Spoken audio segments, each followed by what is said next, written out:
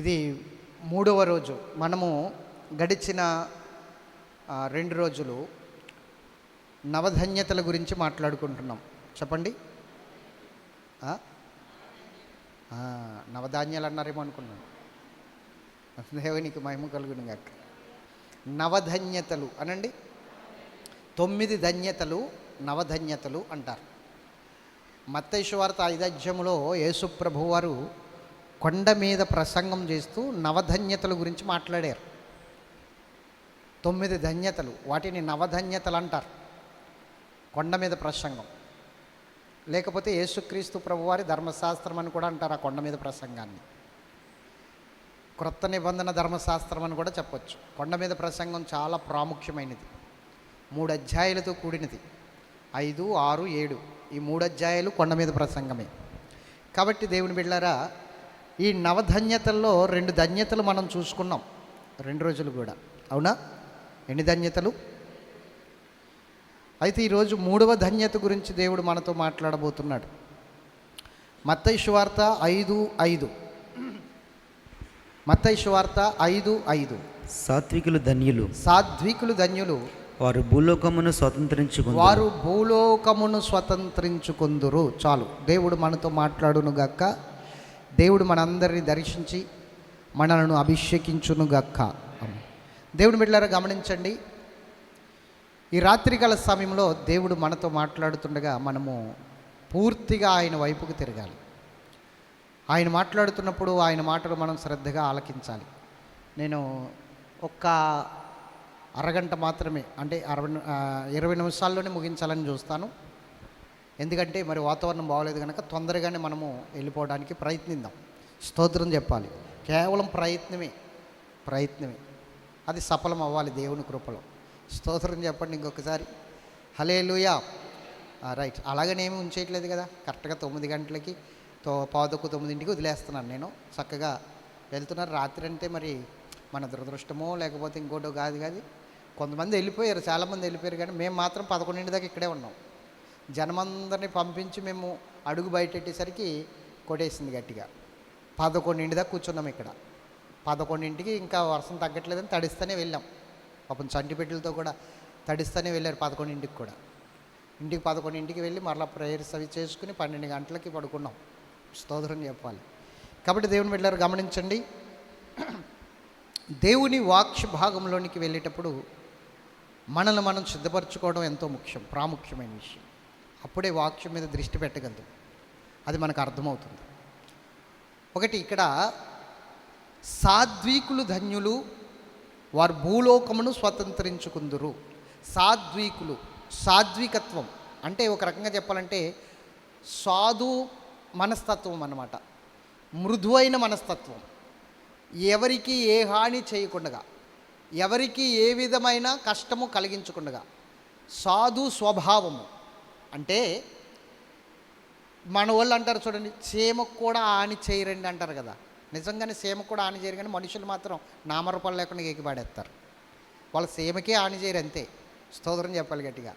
కానీ అట్లా కాదు, చీమకు కూడా హాని చేయరన్న మాటకి అర్థం ఏంటంటే, ఏ జీవికి వారు కష్టము కలిగించకుండా బ్రతికేవారిని వారిని సాధువులు అంటారు. సాత్వికత్వము చాలా ప్రాముఖ్యమైనది. సాత్వికత్వం అనేది ఎప్పుడైతే నువ్వు సంపాదించుకోగలుగుతున్నావో, సాత్వికముతో ఎప్పుడైతే నువ్వు ఎదురు చూడగలుగుతున్నావో, సాత్వికముతో ఎప్పుడైతే నువ్వు నింపబడుతున్నావో, ఆ మనస్సుతో దేన్నైనా సాధించగలదు నువ్వు. స్తోత్రం చెప్పండి. సాత్వికత్వం ఉండాలి. ఉదాహరణకి మన భారతదేశ స్వాతంత్రం కొరకు కొంతమంది యుద్ధాలు చేసిన వారు ఉన్నారు. హింస. కొంతమంది హింసకు ఒప్పుకోకుండా సాత్వికత్వంతోనే స్వాతంత్రాన్ని సంపాదించుకోవాలనుకున్న వారు కూడా కొంతమంది ఉన్నారు. అందులో ముఖ్యమైన వ్యక్తి మహాత్మా గాంధీ. అవునా? గాంధీజీ. అతను కూడా అహింసా ధర్మాన్ని పాటించిన వాడే. హింస అనేది వద్దు, ఎవరిని హింసించొద్దు, అహింస మార్గంలోనే మనం వెళ్దాం, అహింస మార్గంలో వెళ్తే కరెక్ట్గా మనం సక్సెస్ అవుతాం, కరెక్ట్గా మనము ఖచ్చితంగా మనం స్వాతంత్రము పొందుకుంటాం, అహింస మార్గంలో వెళ్దాం, హింస మనకొద్దని గాంధీజీ చెప్పాడు. గాంధీజీ గారి మాట చెప్పడానికి మెయిన్ కారణం, దేనివల్ల అతడు అహింస ధర్మాన్ని ఎన్నుకున్నాడు, దేని వలన అహింస ధర్మాన్ని ఎన్నుకుని ఆ హింస ధర్మాన్ని బట్టి ముందుకు వెళ్ళాలనుకున్నాడు, దేనివల్ల ప్రభావితమయ్యాడు అహింస ధర్మాన్ని విషయంలో, ఏ విషయంలో ప్రభావితమయ్యాడంటే బైబిల్ గ్రంథమును బట్టి ప్రభావితమయ్యాడు. స్తోత్రం చెప్పండి. దేన్ని బట్టి? బైబిల్ గ్రంథాన్ని బట్టే అతడు ప్రభావితమయ్యాడు. యేసుక్రీస్తు ప్రభువారి కొండ మీద ప్రసంగాన్ని బట్టే అతడు ప్రభావితమయ్యాడు. స్తోత్రం చెప్పండి. కొండ మీద ప్రసంగము గాంధీజీ గారిని పట్టుకుంది. కొండ మీద ప్రసంగము గాంధీజీ గారిని పట్టుకుంది, గాంధీజీ గారిని ఆకట్టుకుంది, గాంధీజీ గారిని కట్టివాడేసింది. ఈ 3 అధ్యాయాల ప్రసంగము. అందులో ఒక మాట పట్టుకున్నాడు. ఏమిటి ఆ మాట అంటే, మనకు ఒక మాట గాంధీ గారు అనగానే ఒక మాట గుర్తొస్తుంది. ఒక చెంప మీద కొడితే రెండో చెంపను చూపించాలి అన్నది. అంటే కుడి చెంప మీద కొడితే ఎడమ చెంప చూపించు అన్న మాట గాంధీ గారు చెప్పినట్లు మనకు గుర్తుకొస్తుంది. ఇది గాంధీ గారి యొక్క తత్వం, గాంధీ గారి యొక్క గాంధీజం, అవునా అంటారు చాలామంది. కానీ ఇది క్రీస్తీజం. స్తోత్రం చెప్పండి గట్టిగా. ఎవరిది? ఎవరు చెప్పారు ఈ మాట? కొండ మీద ప్రసంగంలో యేసు ప్రభు వారు చెప్పారు. కొండ మీద ప్రసంగంలో ఎవరు చెప్పారు? యేసు ప్రభు వారు చెప్పారు. నీ కుడి చెంప మీద కొడితే, అంటే ఒక చెంప మీద కొడితే రెండో చెంప చూపించు అని చెప్పింది యేసు ప్రభు వారు. ఎప్పుడు చెప్పారు? 2025 సంవత్సరాల క్రితం చెప్పారు. 2025 సంవత్సరాల క్రితం చెప్పారు ఆయన. ఆ మాట సుమారు దగ్గర మొన్నే కదా స్వతంత్రం వచ్చే ఎన్ని సంవత్సరాలు అవుతుంది? ఎన్ని? గట్టిగా చెప్పండి. 76 సంవత్సరాలు అయింది. అంటే 2000 సంవత్సరాల క్రితం చెప్పింది ఎవరు? ఆ తర్వాత 76 సంవత్సరాల క్రితము ఆ మాట ఎత్తుకున్నది ఎవరు? గాంధీ గారు. అంటే ఇప్పుడు ఏ మాట ఆయన్ని ప్రభావితం చేసింది? ఏ మాట ఇప్పుడు ఆయన్ని సాత్వికత్వంలోనికి వెళ్తేనే, సాత్వికముతోనే మనం స్వతంత్రాన్ని సంపాదించుకోగలదుము అన్న ఆలోచన ఎలా వచ్చింది ఇప్పుడు ఆయనకి? ఈ కొండ మీద ప్రసంగం ద్వారానే. యేసు ప్రభు వారు మాట్లాడిన మాటే. అందులో ప్రాముఖ్యమైనది ఈ మాట. అయితే ఈ కొండ మీద ప్రసంగం మొత్తం ఆయన చదివాడు. మొత్తము ఆయన చదివినప్పుడు ఈ మాటలు ఆయన తాకాయి. తాకిన మాటల్లో ఒకటి ఇది: సాత్వికులు ధన్యులు, వారి భూలోకమును స్వతంత్రించుకుందరు. ప్రభువా, మాకు భూలోకం కాదు కానీ మా భారతదేశాన్ని మేము స్వాతంత్రించుకుంటే చాలు అనుకున్నాడు గాంధీజీ గారు. మా భారతదేశాన్ని మేము స్వాతంత్రించుకుంటే చాలు, ఈ బ్రిటిష్ వారి దగ్గర నుండి, ఈ తెల్లవారి దగ్గర నుండి, ఈ యొక్క ఇంగ్లీష్ వారి దగ్గర నుండి మా భారతదేశాన్ని మేము స్వాతంత్రించుకుంటే చాలు అని ఆ సాత్వికత్వం అనే ఆ మనస్సును అతడు ధరించుకుని హింస చేస్తున్న వారిని, అంటే బాణాలు వేస్తున్న వారిని, తుపాకులు పేలుస్తున్న వారిని, ఇంకా బల్లాలు పట్టుకుని వెళ్ళి యుద్ధాలు చేస్తున్న వారితో అంటున్నాడు, హింస వద్దు, హింస మానండి, అహింస అహింస అహింసతోనే వెళ్దాం, మనం అహింసతోనే వెళ్ళి మనము స్వతంత్రాన్ని సంపాదించుకుందాం. అది చాలా గొప్ప ధర్మయుద్ధం. అహింస కన్నా యుద్ధం అనేది ఇంకొకటి లేదు. మనం సహిందాం, ఓర్చుకుందాం, ఖచ్చితంగా సాధింతామని చెప్పారు. ఏంటి అహింస అహింస అంటున్నాడని గాంధీ గారిని చంపేస్తారు. దేవునికి మహిమ కలుగును గాక. అవునా?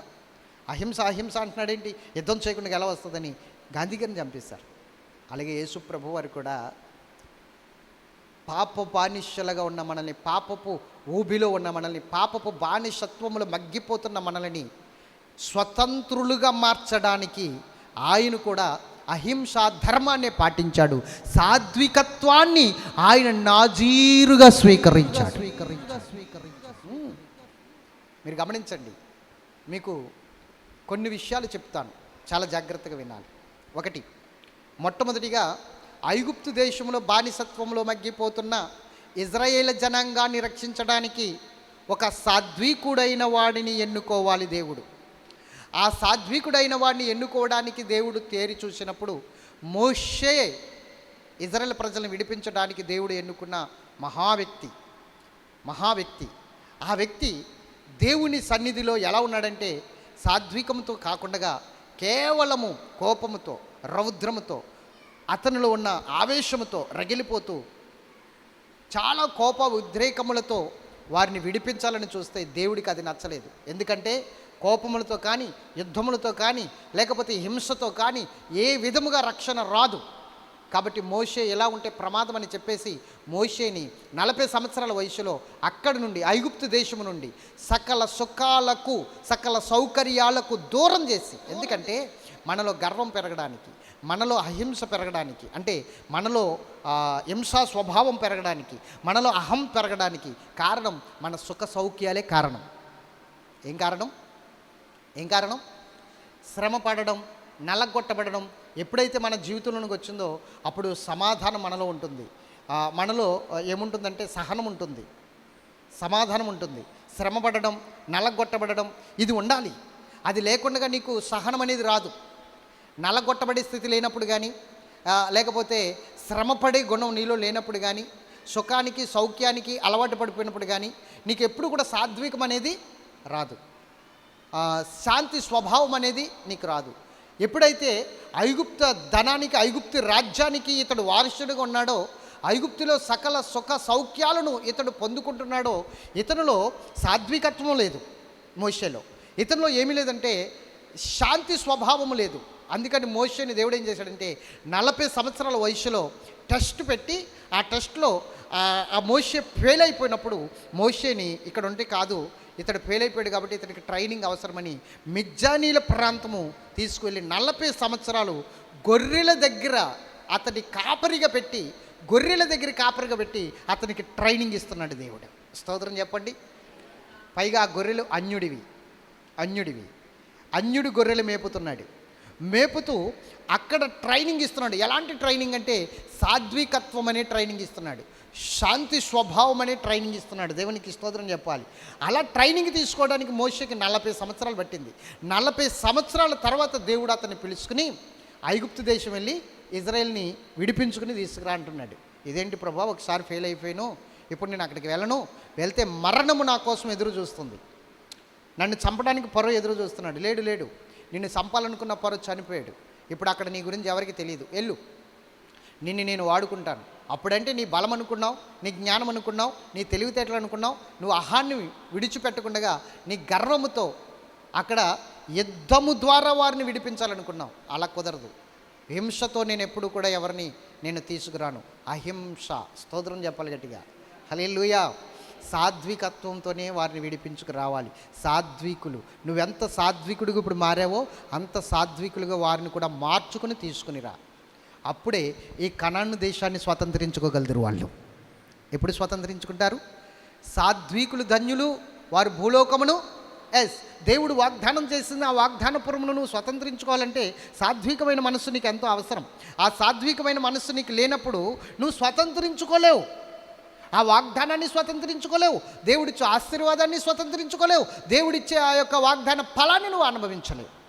సాత్వికమైన మనస్సు నీలో ఉంటే ఖచ్చితంగా దాన్ని నీవు స్వతంత్రించుకుంటావు. ఇది మొదటి విషయం గుర్తుంచుకో. అప్పుడు వెంటనే మోషేని పంపినప్పుడు మోషే వారిని తీసుకుని వచ్చాడు. స్తోత్రం చెప్పాలి గట్టిగా. అయితే వారిలో సాత్వికత్వం అనేది కనబడలేదు. వారు కూడా అహంకారంతో, గర్వముతో, మాకు అన్నం లేదు, మాకు భోజనం లేదు, మాకు మంచినీళ్ళు లేవు, మాకు మాంసం లేదు, మాకు అది లేదు, ఇది లేదు అని గర్వంగా మాట్లాడేవారు. వారికి ఎంత గర్వం అంటే తినడానికి తిండి లేకపోయినా కూడా మేము ఐగుప్తులో ఉన్నప్పుడు బీరకాయలు తిన్నాం, తోటకూర తిన్నాం, దోసకాయలు తిన్నాం, ఇలాగా అన్నీ తిన్నామని చెబుతున్నారు. మాకు ఇక్కడికి వచ్చేసరికి మన్నా తప్ప మాకేం లేదు, మా నోరు చచ్చిపోయింది, మా నాలుక చచ్చిపోయింది, మా నోట్లో నుంచి నీరు కారిపోతున్నాయి, మేము మరలా సవిసారములు కలిగిన ఆహారం తినాలి, మసాలా భోజనం తినాలి అని చెప్పేసి వాళ్ళు ప్రెస్టేజ్కి పోతున్నారు. దేవుడు ఊరుకుంటాడా చెప్పండి? సాత్వికత్వం లేకపోతే దేవుడు ఊరుకుంటాడా? వారిలో సాత్వికత్వం లేదు, వినయం లేదు, తగ్గింపు తత్వం లేదు, మాకు అది కావాలి ఇది కావాలన్నారు. వెంటనే అక్కడే వారు మరణము పొందారు. స్తోత్రం చెప్పండి, అవునా కదా? మరి కానాను దేశం వారు స్వతంత్రించుకోలేకపోయారు కొంతమంది. కారణం ఏంటి? సాత్వికత్వం లేకపోవడం వలన. ఎవరైతే సాత్వికత్వంతో ఉన్నారో వారు స్వతంత్రించుకుంటారు, వాగ్దాన ఫలాన్ని అనుభవిస్తారు, వాగ్దాన పట్టణాన్ని స్వతంత్రించుకుంటారు. స్తోత్రం చెప్పండి. అందుకనే మోషే గురించి అహరోను మిరియాములతో ఏమంటున్నాడు తెలుసా? మోషే మిక్కిలి సాత్వికుడు. స్తోత్రం చెప్పండి. ఏమంటున్నాడు? 12వ అధ్యాయం, సంఖ్యాకాండం 12వ అధ్యాయంలో ఈ మాట రాయబడి ఉంది చూడండి. మోషే 12వ అధ్యాయంలో చదవండి. మోషే మోషే భూమి మీద ఉన్న వారందరిలో భూమి మీద ఉన్న వారందరిలో మిక్కిలి సాత్వికుడు. మిక్కిలి సాత్వికుడు అనండి. ఎవరు ఇప్పుడు భూమి మీద ఉన్న వారందరిలో మోషే ఎవరు? మిక్కిలి సాత్వికుడు. Yes, thank you Jesus. దేవుని బిడ్డలారా గమనించండి, ఎవరైతే సాత్వికత్వాన్ని సంపాదించుకుంటున్నారో, ఆ మనస్సును సంపాదించుకుంటున్నారో, వారు దేవుని వాగ్దానాన్ని స్వతంత్రించుకుంటారు. ఆమేన్. గట్టిగా స్తోత్రం చెప్పండి. ఇది మొదటి విషయం. రెండో విషయం, యేసు ప్రభువు వారు మోషే ఐగుప్తు దేశంలో బానిసలుగా మగ్గిపోతున్న వారిని విడిపించడానికి వచ్చినట్లుగానే, సాత్వికుడికి వచ్చినట్లుగానే యేసు ప్రభువు వారు కూడా పాపపు బ్రతుకులో, పాపపు ఊబిలో బానిసలుగా బ్రతుకుతున్న మనల్ని విడిపించి స్వతంత్రులుగా చేయడానికి, పాపము నుండి విడిపించి స్వతంత్రులుగా చేయడానికి ఆయన కూడా సాత్వికుడుగానే ఈ లోకానికి వచ్చాడు. హింసించడానికి రాలేదు, హింస పొందడానికి వచ్చాడు. అది సాత్వికత్వం. తీయండి మత్తయి సువార్త 11వ అధ్యాయం 28వ వచనం కాడి నుంచి 30వ వచనం వరకు మనం చదువుదాం. ప్రయాసపడి భారం మోసుకొనుచున్న అందరూ తీసారా? 11వ అధ్యాయము 28 నుండి 30 వరకు మనం చదువుదాం. ప్రయాసపడి భారము మోసుకొనుచున్న సమస్త జనులారా నా యొద్దకు రండి, నేను మీకు విశ్రాంతి కలుగజేస్తాను. ఏం కలగజేస్తాడు? విశ్రాంతి కలగజేస్తాను. నేను సాత్వికుడును అనండి.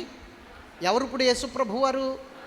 ఎస్, నేను సాత్వికుడను, దీన మనసు గలవాడును గనుక మీ మీద నా కాడి ఎత్తుకుని నా యొద్ద నేర్చుకునుడి. అప్పుడు మీ ప్రాణములకు విశ్రాంతి దొరుకును. ఎలయనగా నా కాడి సులువుగాను నా భారము తేలికగాను ఉన్నది. గట్టిగా స్తోత్రం చెబుదామా? చెప్పండి. ఇప్పుడు ఈయన ఎవరు? మిక్కిలి సాత్వికుడు. ఈయన సాత్వికుడుగానే దిగొచ్చాడు. ఎస్, ఐగుప్తు దేశం నుండి ఇశ్రాయేలు ప్రజల్ని విడిపించడానికి మోషేని సాత్వికుడిగా మార్చాడు. పాపపు బానిసత్వంలో ఉన్న మనల్ని విడిపించడానికి, స్వతంత్రులుగా చేయడానికి యేసు ప్రభువారు సాత్వికుడిగా భూమి మీదకి వచ్చాడు. ఆయన కన్నెర్ర చేస్తే పంచభూతములు మహావేంద్రములతో కాలిపోతాయి, అగ్నిలో కాలిపోతాయి. స్తోత్రం చెప్పాలి. అలాంటి రోషము కలిగిన దేవుడు, పౌరుషము కలిగిన దేవుడు, అలాంటి దేవుడు మిక్కిలి సాత్వికుడిగా భూమి మీదకి అహింస ధర్మాన్ని పట్టుకుని ఆయనే హింసించబడి ఆయనే మరణము నొందడానికి ఈ లోకానికి ఎందుకు వచ్చాడు తెలుసా? మనల్ని స్వతంత్రులుగా చేయడానికి, పరలోకాన్ని మనము స్వతంత్రించుకునేటట్లు మనల్ని చేయడానికి ఈ లోకానికి వచ్చాడు. ఎస్, సాత్వికులు ధన్యులు, వారు భూమిని స్వతంత్రించుకుందరు. ఏ భూమిని అంటే వాగ్దాన భూమిని అనగా ఏ భూమిని? ఈ భూలోకమును అనుకోకండి. వాగ్దాన భూమి ఒకటి ఉంది మనకి, షియోను కొండ, పరలోకపు ప్రత్యక్షత. దాన్ని స్వతంత్రించుకోవాలంటే మనం ఎలా ఉండాలంటే సాత్వికత్వంతో ఉండాలి, సాత్వికత్వంతో మనం నడవాలి, సాత్వికత్వంతో మనం ఉండాలి. ఆ సాత్వికత్వం ఎప్పుడైతే మనం సంపాదించుకోగలిగామో అప్పుడు మనం ధన్యులుగా మారిపోతున్నాం. అప్పుడు మనము స్వతంత్రించుకోవడానికి స్వతంత్రులుగా మారిపోతున్నాం. స్తోత్రం చెప్పండి. అవునా కాదా? ఏం కావాలి ఇప్పుడు మనకి? ఏం కావాలి? మనము సాత్వికత్వంతో ఉండాలి, సాత్వికత్వంతో నడవాలి. అప్పుడే మనం దేవుని సన్నిధిలో ఏదైనా స్వతంత్రించుకోగలుగుతాం.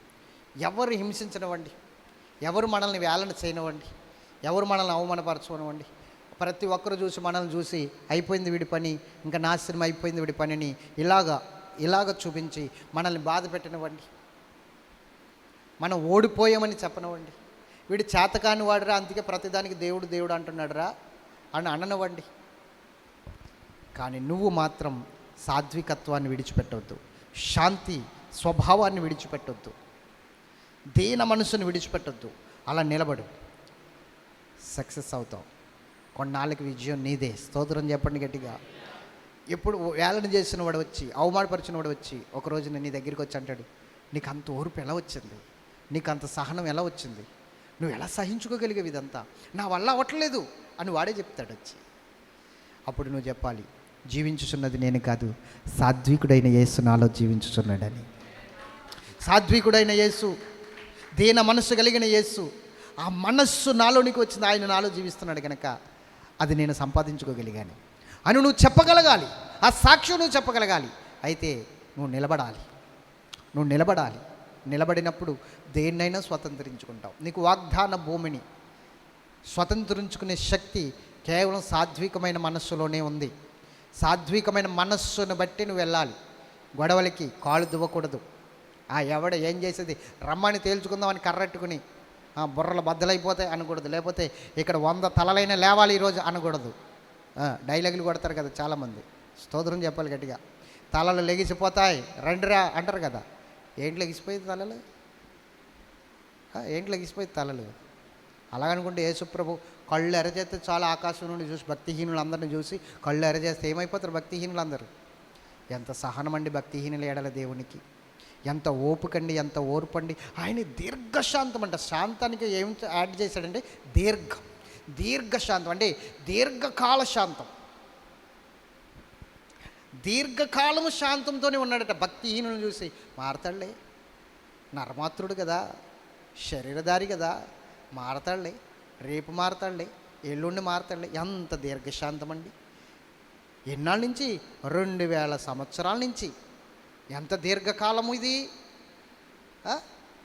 పట్టుమని నువ్వు 1 సంవత్సరం ఓపు పట్టట్లేదు. ఏమండి సంవత్సరం అయిపోయిందండి ఏమో అంటున్నావు. ఆయన 2000 సంవత్సరాల నుంచి ఎదురు చూస్తున్నాడు నీ బతుకు మారుతుందని. మరి ఆయన శాంతం గొప్పదా, నీ శాంతం గొప్పదా? సంవత్సరం గొప్పదా, 2000 సంవత్సరాలు గొప్పదా? మాట్లాడరు ఏంటండి మీరు? అలా ఉంటే ఎట్లాగా చెప్పాలి? దాన్నే దీర్ఘశాంతం అంటారు. మరి ఆ శాంతం మనకు రావాలా వద్దా? మాట్లాడరే.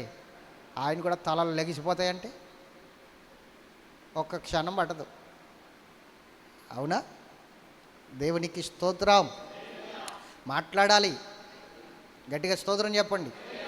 కాబట్టి దీర్ఘశాంతం. ఎవరేమన్నా సరే పట్టించుకోవద్దు. చూడండి, మనము ఒక మాట మీకు నేను గుర్తు చేయాలనుకుంటున్నాను. పేతురు గ్రంథం 1 పేతురు 2 అధ్యాయము 20 నుంచి 23 వరకు చదువుదాం. తప్పిదమునకై జాగ్రత్తగా వినాలి ఈ మాటలు చాలా. ఎందుకంటే ₹1,00,00,000 విలువ చేసే మాటలు ఇవి, అంతకన్నా ఎక్కువే. ₹1,00,00,000 కన్నా విలువ చేసే మాటలు, ప్రాముఖ్యమైన మాటలు. తప్పిదమునకై దెబ్బలు తిన్నప్పుడు మీరు సహించినడలా మీకేమి ఘనము? స్తోత్రం చెప్పండి. ఇప్పుడు నేను తప్పు చేశానండి, మీకు అర్థమవుతుందా? నా వైపు చూడండి. ఇప్పుడు నేను ఒక తప్పు చేశాను, నన్ను సభలోనికి లాక్కెళ్ళారు, తప్పు చేశారని నిరూపించారు, నేను ఒప్పుకున్నాను తప్పు చేశానని. ఇప్పుడు శిక్ష వేశారు, కొరడా దెబ్బలో, లేకపోతే కట్టేసి ఉంచడమో, ఏదో అవమానమో, లేకపోతే దెబ్బలు అనుకోండి, కొడుతున్నారనుకోండి, కొరడా దెబ్బలు అనుకోండి. నేను సహించుకుంటున్నాను, ఓర్చుకుంటున్నాను. దానికి కారణం ఏంటి? తప్పు చేశాను కాబట్టి. అందులో పెద్ద ఘనత ఏముంది? తప్పు చేశాను కాబట్టి శిక్ష అనుభవిస్తున్నాను, సహించుకుంటున్నాను. దాన్ని పెద్ద ఏమీ సహించుకోవడంలో గొప్పతనం లేదు. కానీ తప్పు చేయకుండా నిన్ను ఎవరైనా తీసుకుని వెళ్ళి సభలో నిలబెట్టి నీ మీద నేరం మోపి నిన్ను కొడుతుంటే అప్పుడు సహించుకోగలగాలి. అప్పుడు కనుక నీ నోరు లేచిందనుకో, నువ్వు సాత్వికుడు కాదు. నేనేం తప్పు చేశాను, నన్ను ఎందుకు కొడుతున్నారు, అసలు నేను చేసిన తప్పేంటి అని నోరు పెగల తీసుకుని మాట్లాడావనుకో, నువ్వు సాత్వికుడు కాదు. అదే చెప్తున్నాడు పేతురు గారు. చదవండి. తప్పిదమునకై దెబ్బలు తినినప్పుడు మీరు సహించినడలా మీకేమి ఘనము? మేలు చేసి బాధపడినప్పుడు మీరు సహించినడలా అది దేవునికి హితమగును. స్తోత్రం చెప్పండి. ఎలాగంట చెప్పాలి? ఇప్పుడు ఉదాహరణకి నువ్వు రోడ్డు అంటే వెళ్తున్నావు, ఒక వ్యక్తి బైక్ మీద వెళ్తూ పడిపోయాడు. అయ్యయ్యో అని చెప్పేసి నువ్వు కారులో దిగి లేపావు. లేపినప్పుడు వాళ్ళందరూ వచ్చి వీడే కారుతో గుద్దేసాడు అన్నారు. ఆడు కూడా అలాగే అన్నాడు, వీడి వల్లే పడిపోయాను అన్నాడు. ఆడు పడిపోయాడని నువ్వు కారు ఆపి లేపావు. ఇప్పుడు అది ఎలాగొచ్చింది? అనుకోకుండా లేపి నీ మీదకి వచ్చింది. లేపినందుక ఇదంతా నాకు జాలి పడితే బాగానే ఉంది, మంచిగా వెళ్తే చెడు ఎదురు వచ్చిందని నాకెందుకు వచ్చింది? నేనేం చేయలేదని అక్కడ మనం ఎంత చేసినా అక్కడ నలుగురు ఉండి పోగడి మాట్లాడే మాటలు బట్టి మనకేం లేదు. ఇంకా అక్కడ మౌనముగా నుండి ప్రభువా నీకు స్తోత్రం అని చెప్పేసి నిలబడితే అప్పుడు దేవుడికి అది హితమవుతుంది. ఎందుకంటే మానవుల యొక్క పాపక్షమాపణ నిమిత్తం మేలు చేసి దెబ్బలు తిని చనిపోయిన యేసు ప్రభు నీకు మాదిరిగా ఉన్నాడు. అక్కడ ఆయన మాదిరిగా ఉన్నాడు. కాబట్టి ఇప్పుడు మేలు చేసి కీడు అనుభవించుటలో దేవునికి హితమవుతుంది. అప్పుడు నువ్వు నోరు మెదపకుండా అలాగా సరే అయితే దీన్నే సాత్వికత్వం అంటారు, దీన్నే శాంత స్వభావం అంటారు. స్తోత్రం చెప్పండి గట్టిగా, హల్లెలూయా. ఒక వ్యక్తి రోడ్డమ్మట నడుచుకుంటూ వెళ్తున్నాడు. ఈలోగా ఒక వ్యక్తి తుడిసి ఆ దుమ్ముని పట్టుకెళ్ళి పక్కన వేస్తే ఈలోగా గాలేసి ఆ దుమ్ము వెళ్ళి నడుచుకుంటూ వెళ్తున్న వ్యక్తి మీద పడింది. ఇతడు ఎక్కడ వేయాలో అక్కడ వేశాడు దుమ్ము. అది గాలి వల్ల ఏమైంది, అతని మీద పడింది.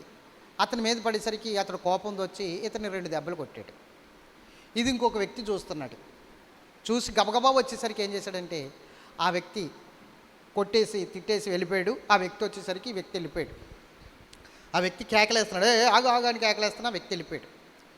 ఈ వ్యక్తిని అడుగుతున్నాడు, అయ్యా నువ్వు దుమ్ము ఇక్కడ వేస్తున్నప్పుడు గాలిక ఎగిరింది నేను చూశాను, నువ్వు ఒక్క మాట తిరగేసి మాట్లాడి అతన్ని పట్టుకుంటే నేను వచ్చేదాకా నేను కూడా 2 దెబ్బలు ఎద్దినండి, నువ్వెందుకు వదిలేసావు, నువ్వెందుకు ఏం మాట్లాడకుండా ఉన్నావు అంటే, అయ్యా నా ప్రభు నా కోసం రక్తము కార్చి శిలువలో మరణించాడు, నేను పాపినైన నా కోసం, దుర్మార్గునైన నా కోసం, రవిడీనైన నా కోసం ఆయన రక్తం కార్చి చనిపోయాడు.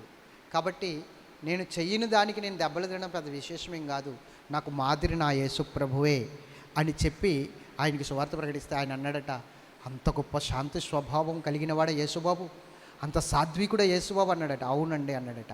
అయితే నేను నీ కూడా చర్చికి వస్తానని అతడు కూడా చర్చికి వెళ్ళి వారం రోజుల్లో రక్షణ పొందాడు. భత్ సింగ్ గారి యొక్క సంఘంలో జరిగిన సంఘటన ఇది. అర్థమవుతుందా? దేవుని బిడ్డలారా గమనించండి, రక్షణ పొందిన అతని వ్యక్తి ఎవరో కాదు, ముస్లిం సహోదరుడు. ఇప్పుడు అతను తప్పు చేయలేదు, దుమ్ము గాలికి వెళ్ళి పడింది. ఏంటయ్యా గాలికి వస్తే నన్ను ఏం చేయమంటావు, గాలి వేసినప్పుడు నేనైనా చేయగలిగినా, మాట్లాడేవలే అంటే సరిపోను, కనీసం మాట్లాడకుండా దెబ్బలు కొడితే 2 దెబ్బలు తిన్నాడు. ఆ యొక్క శాంత స్వభావంలో అక్కడ అతడు చూపించిన సహనములో, ఓర్పులో యేసుక్రీస్తు ప్రభువు వారు కనిపించారు యువతల వ్యక్తికి. అది క్రీస్తు స్వరూపంలోనికి మారడం అంటే నువ్వు యేసు ప్రభువుని చూపించడం, నీ క్రియలలో, నీ తలంపులలో, నీ ఉద్దేశాలలో ప్రభు ఇతరులకి కనబడటమే నువ్వు క్రీస్తు స్వరూపంలోనికి మారడం, క్రీస్తు పోలికలోనికి మారడం. అర్థమైందా? ఇది క్రీస్తేసు మనస్సును ధరించుకోవడం. దీన్ని అర్థం చేసుకో, ఇది సాత్వికత్వం. కాబట్టి నువ్వు తప్పిదము చేసి దెబ్బలు తింటే ఏం ఘనత, మేలు చేసి నువ్వు దెబ్బలు తింటే అది దేవునికి హితమవుతుంది, సహితమవుతుంది, అది దేవునికి ఘనత అవుతుంది. అది నువ్వు అర్థం చేసుకోవాలి. తర్వాత క్రీస్తు కూడా ఇందుకు మీరు పిలువబడితిరి, క్రీస్తు కూడా మీ కొరకు బాధపడి మీరు తన అడుగు జాడల యందు నడుచుకున్నట్లు మీకు మాదిరించిపోయిన కదా. ఇందుకు మీరు పిలువబడితిరి. ఎందుకు పిలువబడ్డాము ఇప్పుడు మనం? సాత్వికులుగా మారడానికి, క్రీస్తును ఇతరులకు మనలో చూపించడానికి. ఆ సాత్వికత్వం మనలోనికి ఎప్పుడైతే వచ్చిందో క్రీస్తు స్వరూపం వచ్చినట్లే క్రీస్తుని చూస్తారు. మనం చూసిన వారందరూ కూడా మన క్రియలలో క్రీస్తుని చూస్తారు, మన తలంపులలో క్రీస్తుని చూస్తారు, మన ఆలోచనల్లో క్రీస్తుని చూస్తారు, మన ఉద్దేశాల్లో క్రీస్తుని చూస్తారు. అంటే క్రీస్తు స్వరూపం వచ్చేసింది మనకి. మనల్ని చూస్తున్న వారందరూ కూడా క్రీస్తుని చూస్తున్నట్లే. ఎంత అద్భుతమైన విషయం ఇది, మీకు అర్థమవుతుందా? అందుకని నేను చెప్తున్నాను, ఇందు నిమిత్తమే మీరు పిలవబడితే క్రీస్తు కూడా మీ కొరకు బాధపడి మీరు తన అడుగు జాడల యందు నడుచుకున్నట్లు మీకు మాదిరించిపోయిను. మనకు మాదిరి ఆయన అడుగు జాడల్లో నడవడమేది. ఆ దీనత్వము, ఆ సాత్వికత్వము మనం సంపాదించుకోవాలన్నదే దేవుని ఉద్దేశం, దేవుని ఆలోచన. అప్పుడే మనము వాగ్దాన భూమిని స్వతంత్రించుకోగలదుము. మీకు ఒకటి చెప్పనా, ఇంకా ఇజ్రాయేల్ ప్రజలు అబ్రహాముకి చేసిన వాగ్దాన భూమిని ఇంకా స్వతంత్రించుకోలేదు. ఇంకా వాళ్ళకు వాగ్దాన భూమి స్వతంత్రంగా దాన్ని తీసుకోలేదు. ఇప్పుడు యుద్ధాలు జరుగుతున్నాయి దేనికోసం అనుకుంటున్నారు? ఆ భూమి కోసమే, అబ్రహాముకి దేవుడు పంచిపెట్టించిన భూమి కోసమే యుద్ధాలు జరుగుతున్నాయి, బాంబులు వేస్తున్నారు. ఇది మాదంటే మాదని కబ్జా చేశారు కొంతమంది. యెరూషలేం దేవాలయం ఉండవలసిన కాడ మసీద్ ఉంది, అవునా? కాబట్టి ఇప్పుడు అక్కడ యుద్ధాలు ఎందుకు జరుగుతున్నాయి? ఇంకా స్వతంత్రం రాలేదు వాళ్ళకి, ఇంకా ఆ భూమిని స్వతంత్రించుకోలేదు, ఆ కానాను భూమిని. ఎందుకు? సాత్వికత్వం లేదు కాబట్టి వారిలో. ఎప్పుడైతే సాత్వికత్వం వస్తుందో అప్పుడు వాగ్దాన భూమిని స్వతంత్రించుకుంటారు. అర్థమవుతుందా లేదా? అలాగే మనము కూడా ఏదైనా స్వతంత్రించుకోవాలంటే, దేవుడు వాగ్దానం చేసింది ఇహలోకంలో ఏదైనా సరే దాన్ని స్వతంత్రించుకోవాలనుకున్నా, పరలోక పట్టణాన్ని స్వతంత్రించుకోవాలనుకున్నా మనలో సాత్వికత్వం ఉండాలి. సాత్వికులు ధన్యులు, వారు భూలోకమును స్వతంత్రించుకుందరు. అవునా కాదా? ఎంతమందికి అర్థమైంది? ఇంకొక మాట చదువుదాం. ఆయన పాపము చేయలేదు, ఆయన నోటను ఏ కపటమును కనబడలేదు, ఆయన దూషింపబడియు బదులు దూషింపబడలేదు, ఆయన శ్రమ పట్టబడియు బెదిరింపక న్యాయముగా తీర్పు తీర్చు దేవునికి తన్ను తను అప్పగించుకున్నాడు. అది చెప్పండి. ఇప్పుడు తీర్పు తీరుస్తున్నారు. ఎక్కడ పిలాతు తీర్పు తీరుస్తున్నాడు. పిలాతు ఎదుట ఆయన్ని ముద్దాయిగా నిలబెట్టారు. ఆయన నేరం చేయలేదు, ముద్దాయే. నేరము నిరూపించబడలేనప్పుడు ముద్దాయే. నేరం నిరూపించబడితే నేరస్తుడు. అర్థమవుతుందా? నేరం నిరూపించబడకుండా అతన్ని అనుమానాస్పదముగా అరెస్ట్ చేస్తే అతడు ముద్దాయే తప్ప అతడు నేరస్తుడు కాదు. నేరం నిరూపించబడాలి, అప్పుడు నేరస్తుడు అవుతాడు. ఇప్పుడు యేసు ప్రభు వారు అక్కడ నేరస్తుడుగా నిలబడ్డాడు, కానీ నేరస్తుడు కాడు. ఆయన వాస్తవానికి నేరస్తుడు కాదు, అలాగని ముద్దాయి కూడా కాదు. ఆయన మీద అబద్ధ సాక్ష్యాలను పుట్టించి ఆయన్ని తీసుకొచ్చి పిలాతు ఎదుట నిలబెడితే, పిలాతు మనుష్యుల మెప్పు కోరి తీర్పు తీర్చువాడు. ఎవరు మెప్పుకోరి? యూదులు మెప్పుకోరి మనుష్యులను సంతోషపెట్టడానికి, యూదుల్ని సంతోషపెట్టడానికి పిలాతు తీర్పు తీరుస్తున్నాడు. కానీ దేవుడైన యేసు ప్రభు వారు పిలాతుకు అప్పగించుకోలేదు. ఏ న్యాయాధిపతికి అప్పగించుకున్నాడు? చూడండి, అక్కడ రాయబడి ఉంది, న్యాయముగా తీర్పు తీర్చు దేవునికి తన్ను తాను అప్పగించుకుని. అక్కడ పిలాతు ఎదుటున్నాడు, కానీ పిలాతుకు అప్పగించుకోలేదు. పిలాతు న్యాయానికి అప్పగించుకోలేదు. ఎవరు న్యాయానికి అప్పగించుకున్నాడు? న్యాయముగా తీర్పు తీర్చు దేవునికి, దేవుడనే న్యాయాధిపతికి తన్ను తాను అప్పచెప్పుకున్నాడు. ఈరోజు ఈ మాటలు ఎందుకు చెప్తున్నానంటే, ఈ మాటలు పేతురు గారు ఎందుకు రాశారంటే, ఆయన దూషింపబడియు బదులు దూషింపలేదు, ఆయన శ్రమ పట్టబడియు బెదిరింపక. శ్రమ పెడుతున్నారనుకోండి, కళ్ళెరజలేదు, ఆయన బెదిరించలేదు ఎవరిని. ఆయన దూషించబడి కూడా బదులు ఎవరిని దూషించలేదు ఆయన. ఇది మనకు మాదిరి. మనం అలా ఉండాలని ప్రభు చెప్తున్నాడు. పేతురు గారు ఆ మాటలు రాస్తున్నాడు. స్తోత్రం చెప్పాలి. ఎవరికి అప్పచెప్పుకున్నాడు? న్యాయముగా తీర్పు తీర్చు దేవునికి అప్పచెప్పుకున్నాడు. నువ్వు కూడా అంతే. ఎవరైనా నేను హింసిస్తున్నప్పుడు, లోకంలో నేను బాధపెడుతున్నప్పుడు న్యాయముగా తీర్పు తీర్చు దేవుడికి అప్పచెప్పుకో. ఆయనకే న్యాయం తెలుసు, మనుషులకు న్యాయం తెలియదు. నేను అంటాను, ఈ లోకంలో ఉన్న న్యాయాధిపతులకు కూడా న్యాయం తెలుసు, కానీ న్యాయము పక్షంగా ఉండరు. వాళ్ళు డబ్బు పక్షంగా ఉంటారు, మనుషుల పక్షంగా ఉంటారు. కానీ న్యాయముగా తీర్పు తీర్చువాడు మాత్రం దేవుడు ఒక్కడే. ఆయనకు అప్పచెప్పుకున్నాడు యేసుక్రీస్తు ప్రభువారు. మనము కూడా ఆయనకు అప్పచెప్పుకుని, మనం కూడా ఇలాంటి సాత్వికత్వముతో మనం ఉండాలి. స్తోత్రం చెప్పండి. దూషింపబడి బదులు దూషించకూడదు, శ్రమ పెట్టబడి మనం కళ్ళు ఎరజేయకూడదు, బెదిరించకూడదు. అలా నిలబడినప్పుడు నువ్వు స్వతంత్రించుకుంటావు. దేవుడిచ్చిన ప్రతి ఆశీర్వాదాన్ని స్వతంత్రించుకుంటావు, ప్రతి దీవెనను స్వతంత్రించుకుంటావు, అనుభవిస్తావు. ఆ వాగ్దాన ఫలాన్ని, ఆశీర్వాద ఫలాన్ని నువ్వు అనుభవిస్తావు. ఇప్పుడు చెప్పండి, సాత్వికులు ధన్యులు, వారు భూలోకమును స్వతంత్రించుకుందరు. భూలోకమును తీసివేసి దేవుని వాగ్దానం అని పెట్టుకోండి, దేవుని ఆశీర్వాదం అని పెట్టుకోండి, పరలోక పట్టణం అని పెట్టుకోండి, స్వతంత్రించుకుంటావు. ఎంతమందికి అర్థమైందా లేదా? మరి ప్రార్థన చేసుకుందామా? దేవుడి మాటలు తన వినికిడిలో దీవించునుగాక. ప్రార్థన చేసుకుందాం. మోకరించి